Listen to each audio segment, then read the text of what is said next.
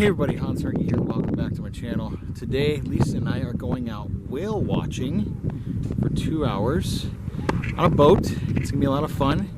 We'll see if we can capture some big whales. See what we can find out there. It's gonna be fun. It's a beautiful day out. It's nice and warm. It's a little windy. The water does look a little calm, so we took our Dramamine. We're all set to go. We're just waiting to jump in our boat and see if we get some whales. To head on out. Sweet. Normally I'd go over a lot of the history of this place right here and everything, but not when the humpback whales are right there. We could do that on the way back. Yeah. Do we have to keep our masks on? No, I'll keep my mask for your guys' sake, but you know. Oh, sweet. You guys are same household, yeah? So you guys can... Yeah. Yeah. Perfect.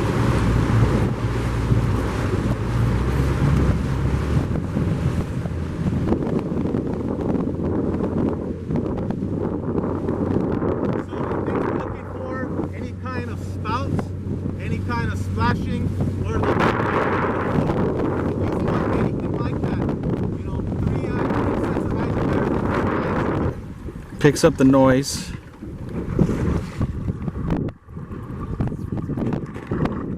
Let's see if we can pick up any signs of life down there.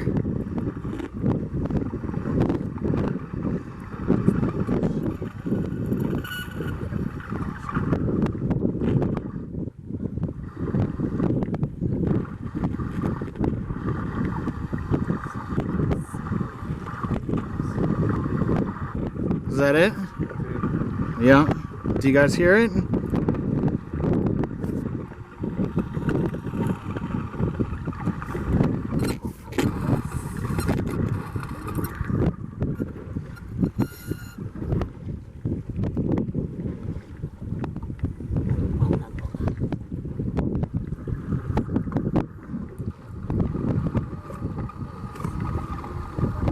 You can faintly hear them.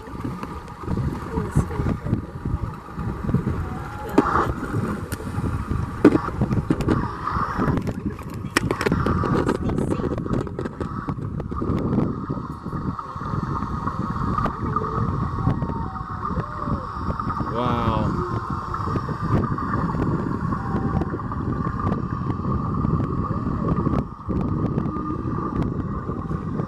They sound like they're right under us. Are you all hearing them?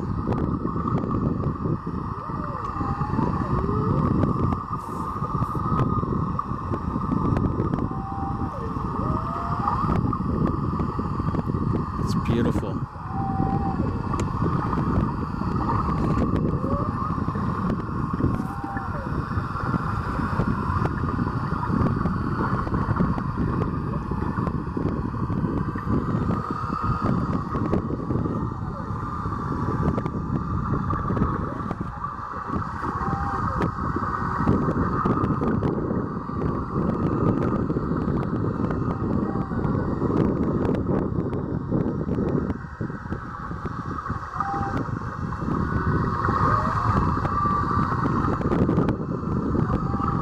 I want to say it's close to noon. 11:30.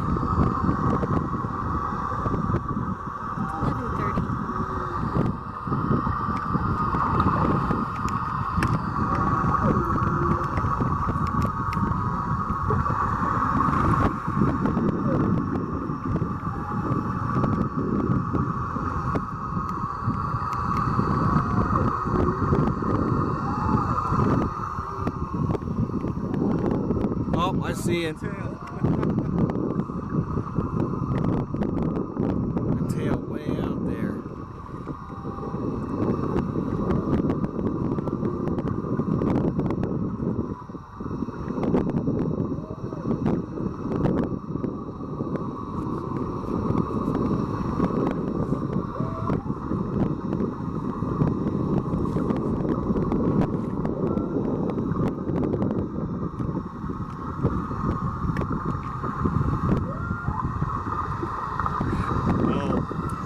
See that noise that's picking up? It's the boat. So imagine how loud it is, just us putting this right here. Now imagine if, you know, You're the whale. you're the whale and the dolphins and all sorts of stuff. It makes a lot of noise. That's why they keep pushing for everyone to kind of upgrade their motors, not have such noisy motors. But, you know, it is expensive, so most people don't do it, you know.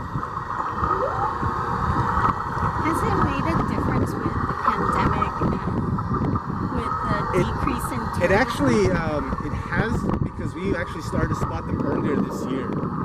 Most of the time, we don't start seeing these guys until around like mid-January. Once in a while, we'll spot one like way off the first 2 weeks of January, and then mid-January we'll get them back in. But we've already started to get them close, like we just did, you know. So this is really super early. This is kind of early, which is good because this is how it used to be. When I started doing this 5 years ago, we had whales from November till May. Oh wow. Last year, they came in mid-January, left the first week of March. It was getting shorter and shorter and shorter. Were they just going to someplace different? Or They were just weren't making the trip. They say it has to do with the water temperature rising up in Alaska, so it produces less food for them. And if they can't fill up, they're not going to make the journey here and back, or they have to fast the entire time because there's no food for them in Hawaii.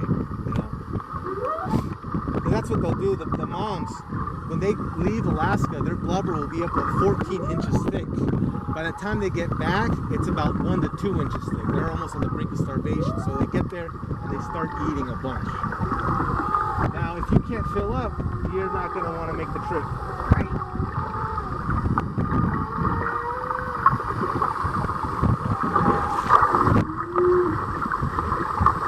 And you see, that's why we were getting less and less of them. But, you know, this past year, we didn't have any cruise ships. We didn't have a lot of shipping going on, and we started getting them early. So, we don't know. Has it made a difference with like everything on the island? I know, like, It has a little, like when it comes to marine life and stuff, it has. We used to spot sperm whales down off of Kona and South Point once every 10 years. This past year, they spotted them almost on a weekly basis. You know, pilot whales coming closer inshore. All the stuff that people see in Kona has started coming up closer because there's been less boats out there, less people jumping in the water with them, you know. Been more pristine, you know. But now that tourism's kind of kicked back up, ever since they started doing trips again in December, they stopped seeing the sperm whales, you know. So they don't know what's going on. And unfortunately, a lot of people just don't care. The military wants to use this whole coast from the North Point, the Black Point, down to the harbor for naval exercises, right? And they don't realize that if they start doing that, it's going to chase away all the marine life. Well, their reason is that there's not a lot of people that live here. And it's like, well, okay, well, you have the millionaires right there, and then you have Hawaiian homes right there, and you have all these local families that live here. You know, they're like, well, it's not developed enough, so it's not going to make a difference. Like, okay, well, ignore all that. You have endangered monk seals that live here. You have the Hawaiian dolphins, spinner dolphins, Anaya, they live here. The kohala, the humpback whales, they come here every year. You know, and people just don't really care. no, well, it's the same thing with the telescope. Yep. But that's the thing, you know, with Yep. the telescope, they just We're kind of the only stay two. small. They say, okay, we're going to stop, but then they just elected a guy mayor who's the only guy that supported it. He's the only one, out of all the people he's running against, he's the only one that supported the TNT construction, and he's the one that got elected. So we don't know what's going to happen now. He just got elected. Yeah, they just had the elections for mayor this past year, and he got sworn in December. Yeah. 4 years you gotta wait, right? Yeah.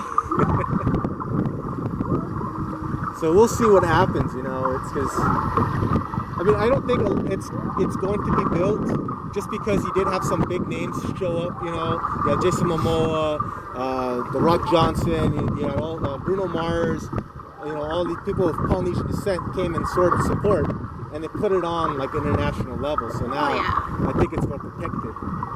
Well, I think too because of everything and the attention it's gotten. Yeah.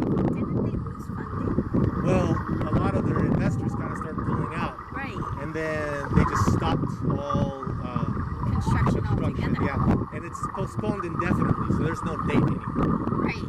Yeah, but there's still Kanaka living up there. Well, because they don't trust Hawaii's government's words, because they could say, yeah, we're not going to do it. So all the families that are up there protesting, they all leave, and then one day, boom, everyone's there. They can do construction. So there's always somebody up there protecting the Mauna. Yeah. Good. And it's a tough job because it's so cold up there. No kidding. Like when we landed, I think it was like 50 up there. Oh, it gets worse than that. It drops down to about 30 degrees, with the winds and everything. And there's no like services up there, nothing. They do have a Facebook page where people can donate and volunteer to bring them goods and stuff. Especially now there's not a lot of people that are up there. It used to be. Oh yeah, no, there was like choke Yeah. people everywhere. yeah. Because I would watch that on Instagram and stuff. They had a whole thing set up. They had an education center there. People who want to stop by. Oh, I heard that the cops like tore that down. They started tearing everything down. They said it was like an illegal structures and stuff like that. And then they arrested all the kupuna. Yeah. That was sad.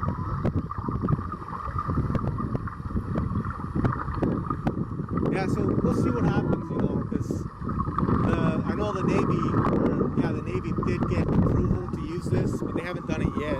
So every time I come out here, I look at it like it's going to be the last time, because you never know. Oh yeah. Like, that Kauai Harbor? Uh-huh. From Kauai Harbor, that used to be the biggest coral reef in all the Hawaiian Islands.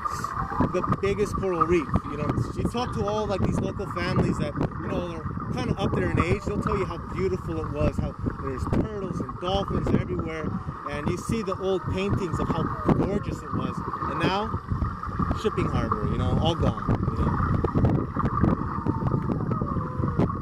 So that's all millionaire homes? These guys right here, that's Kohala Ranch. Okay. That's the cheapest. The lots are pretty cheap, but your house has to be worth like $5 million or something like that to live up there. So you can buy a lot for $300,000, but then your house has to be worth a lot of money. Then to the right of that, you have Kohala Estates. Uh-huh. That is a pretty good spot because you could buy a piece of land there and build whatever. You can have a tiny home, you can have a big mansion, whatever. There's no HOA fees, but there's no available lots anymore. Everything's all picked up. To the right, you have I like to call the millionaire houses. The cheapest lot is $800,000. They're the ones that go all the way down to the ocean, and your HOA fees is like $10,000 a month. Whoa. Yeah. And then to the right of that, you have all the houses that go from the top of the hill all the way down, right there. That's Hawaiian homes. So All locals. yeah, all locals. It's a pretty it's an interesting program, but it's not very fair. It's like a lottery kind of thing. Like my buddy, he had to go and show his ancestry to show that he was like 50% Hawaiian. Yeah. And then he got on this waiting list, and they draw the names at random, and they'll be like, hey, there is a house in Hilo, Hawaiian Homes. Do you want it? It's $200,000. So you gotta have like the money. You gotta have the money, or you have to be able to get funding. But what you don't pay is you don't pay any property tax. It's like $1. You lease the land from Hawaiian housing for $1 a year. But the thing is that you can get, if you're lucky, you get a house right in front of the ocean. But if you're not lucky, you might be like in Kona somewhere, So it's like, and I have my friend who's they've been on waiting lists. His whole family has been on waiting lists for like decades, and they're just waiting for the names to be drawn. It's like, Can they still buy land though? they can buy land, Regular. regular.